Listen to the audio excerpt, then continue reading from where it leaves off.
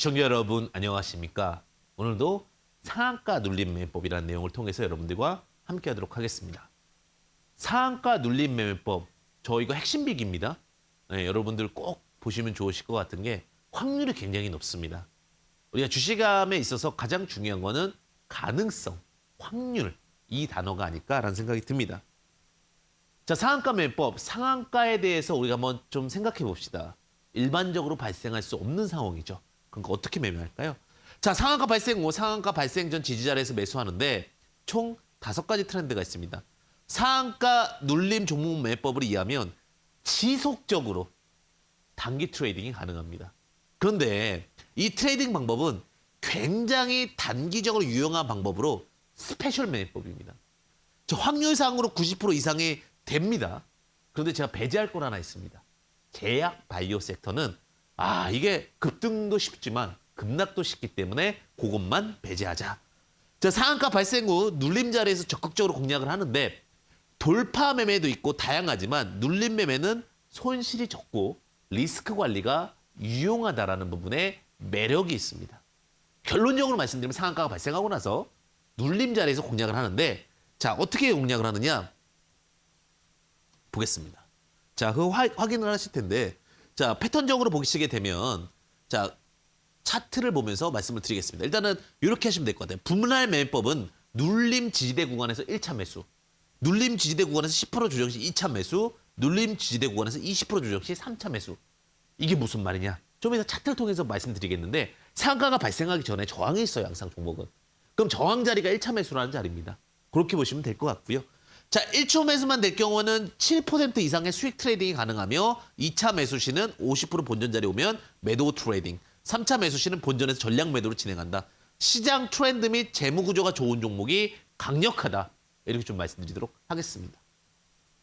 자, 대성에너지라는 종목입니다. 자, 백문이 불여일견 차트 보면서 하나씩 해드리겠습니다. 자, 요 화살표가 상한가예요. 상한가가 발생하고 나서 전쟁 우려감 등이 계속해서 나왔잖아요. 그렇죠? 그러다 보니까 이제 유가 수혜라는 명분이 있어야 됩니다. 주가는 그냥 갈 수 있다 없다? 그냥 갈 수 없습니다. 자, 유가가 급등한다는 이슈가 있으니까 주가가 올라갔다가 내려오면서 이렇게 지지대가 발생을 하죠. 지지대가 발생하고 단기 트레이딩 이후에 주가가 이렇게 올라갑니다. 자, 제일 중요한 건 뭐냐면 상한가가 발생하고 상한가에 그 지금 지지대군 하나, 둘, 셋 요 자리가 돌파를 못했으면 이게 시작 자리라는 거예요. 시작 자리. 자, 시작을 해서 여기 땅 하고 갔는데 다시 이 자리가 오면 뭐예요? 시작의 본전 자리잖아요. 본전 자리면 재매수가 될 수 있고 그 매수 포지션에 따라서 주가가 반등을 합니다. 2배 이상의 상승 흐름이 나왔다라는 겁니다. 자, 두 번째 볼까요? 갤럭시아 모니터리. 자, NFT 플랫폼이라는 게 있는데 상한가를 어디서 시작해야 딱 보는 겁니다. 시작점이 중요하다. 딱 이렇게 말씀드릴게요. 여기 상한가 여기 시작점이 딱 발생이 되잖아요. 자, 위에 3개의 꼬리가 있고 요 자리 어디냐? 흘러 내립니다. 주식이 나빠서 흐르는 게 아니에요. 그냥 상황이 안 돼서. 주식은 꼭 나쁘다고 그러는 게 아닙니다. 상황이 안 돼서 흘러가지고 내려온 다음에 이 시가 부근에서 주가가 딱 지지대가 나오면서 탁 올라오죠. 요 자리.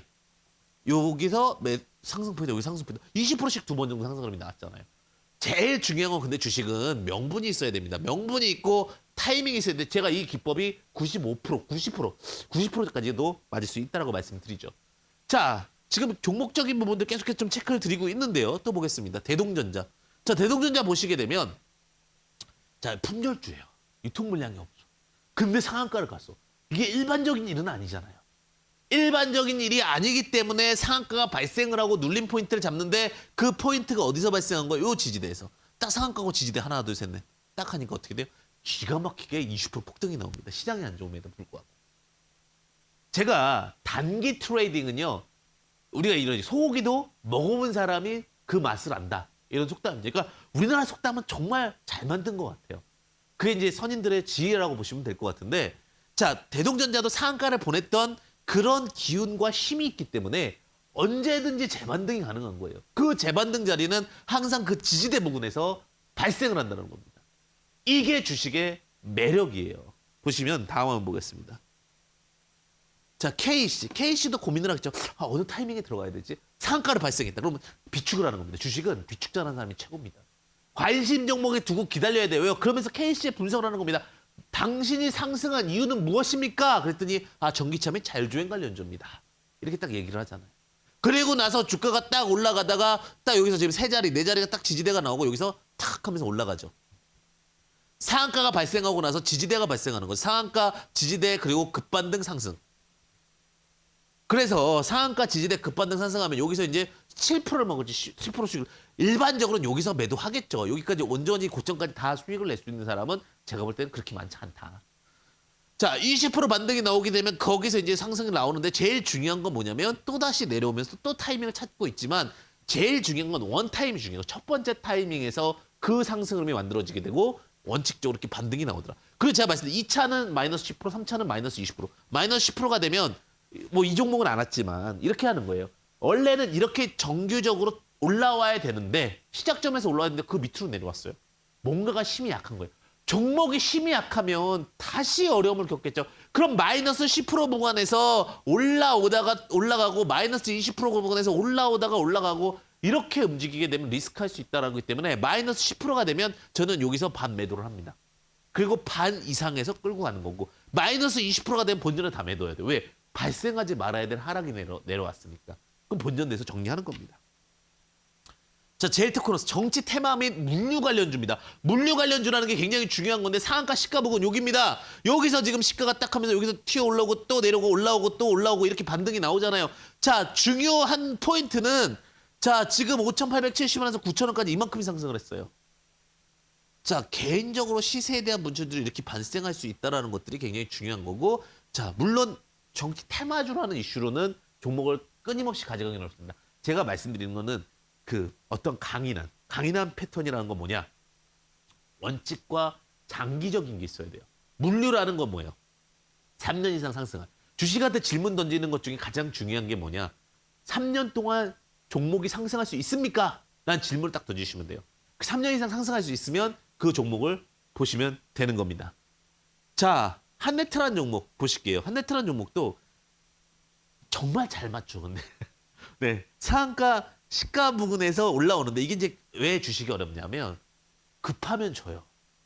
급하면 진 게 뭐냐면 또 그 사이 그 감정이 이렇게 기복이 심하면 어렵습니다. 주식은요 감정 기복이 심한 것보다는 다 그 로봇처럼 따박 하면 성공하거든요. 자, 보시게 되면 상한가 시가 부근에서 올라올 때 이런 데서 매수 딱 포인트 잡으면 쫙 올라오잖아요. 만약에 근데 마이너스 10%가 빠졌다? 그럼 어떻게 하시면 된다고요?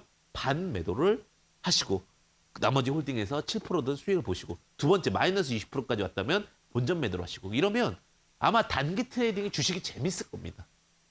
그 대신에 이제 이게 엄청나게 큰 수익을 말할 수는 없는 부분일 수도 있으니까 이건 약간 단기 트레이딩에 대한 관점에서 로직적인 부분들을 말씀드립니다. 자, 녹십자 MS. 이 종목 같은 경우도 이제 제약바이오인데 이제 그 제약바이오 중에서도 제조업이 섞인 종목은 좀 잘 맞습니다. 그러니까 온전히 어떤 제약바이오의 포지션만 체킹이 된다면 사실은 리스크할 수 있거든요. 하지만 이렇게 포인트 보시면 될 것 같아요. 자, 상한가 딱 올라갑니다. 갑니다. 딱 하고 그다음에 여기 지지대 나오잖아요. 기가 막히죠. 그 자리 딱 찍고 상한가 갑니다. 제가 여러분들 요즘에 시장 많이 힘드시니까 이게 주식이라는 것이 수익도 중요하지만 재미도 중요하죠. 주식하시는 분들한테 이야기를 들어보면은 내가 왠지 이제 이게 주식 중독이라는데 사실 좋은 건 아닙니다. 근데 매매를 해야 돼요. 그래야 내가 하루 일과를 한 것 같아. 그럴 때는 확률 높은 쪽에 진행을 하신 전략이 높다. 이렇게 말씀을 좀 드리고 싶고요. 녹십자 웰빙 똑같아요. 저 상한가 발생하고 지지대 발생하면 올라오는 자리가 요 자리고 요 자리고 근데 이거 기다리는 게 참 어렵죠. 그러니까 내가 관심 종목이 항상 매일 발생한 상한가들을 분석해 놓고 있다라면 여러분들에게 큰 자산이 될 것이다. 이렇게 말씀드리도록 하겠습니다.